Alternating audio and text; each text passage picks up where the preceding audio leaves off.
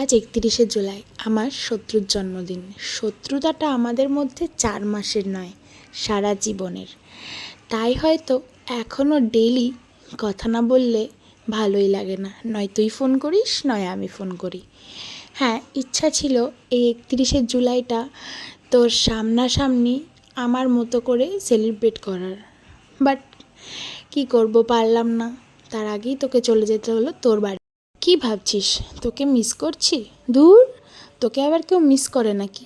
একটুও মিস করছি না, বরঞ্চ তুই গেছিস বাঁচা গেছে। তবে হ্যাঁ, তোর সাথে কিন্তু ভীষণ স্বার্থে মিশেছিলাম, তাই হয়তো যোগাযোগটা সারা জীবনের থেকে যাবে। তোর মতো মানুষ সত্যিই কম দেখেছি আমি।